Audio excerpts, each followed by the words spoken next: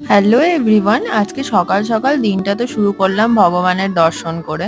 তারপর বাড়ি ফিরে মায়ের ছাদ বাগান থেকে ফুল তুলে বাড়ির ঠাকুরদের সেবা পুজো করে আমি অপেক্ষা করছিলাম কখন আমাদের বাড়িতে অতিথিরা আসবে। মানির বিয়ের পর প্রায় 3 বছর পর এতদিনে দাদু দিদা মেসো সবাই মিলে আমাদের বাড়িতে এসেছে। বাড়িতে তো আমরা 3টে মানুষই থাকি, তাই কেউ ঘুরতে এলে বেশ ভালোই লাগে। এমনিতে তো আমাদের বাড়িতে মাছ মাংসের পাট চুকে গেলেও কেউ এলে খুব ভালো করে মা একদম নিজের মন মতন রান্না করে সবাইকে খাওয়ায়। তো রান্নাগুলো বেশ সুন্দর হয়েছিল, আমি যদিও খাইনি কিন্তু বাকিরা রিভিউ দিয়েছে। তারপর তো আমরা পুচুনির বাড়িতে গেছিলাম, ওদের বাড়িতে সত্যনারায়ণ পুজো ছিল আর ওখান থেকে ভগবানের রাত্রের দর্শন আরতি দেখতে গেছিলাম। আরতি তো ভীষণ সুন্দর হয়, যাদের বাড়ির আশেপাশে ইস্কনের মন্দির আছে তারা অবশ্যই গিয়ে দেখতে পারো, বিশেষত এই রথযাত্রার 7 দিন মন ভরে যাবে আরতি দেখে, এত সুন্দর লাগে দেখতে। আর ভগবানকে দেখতেও ততটাই সুন্দর লাগে। আজকের মতন শেষ। হরে কৃষ্ণ।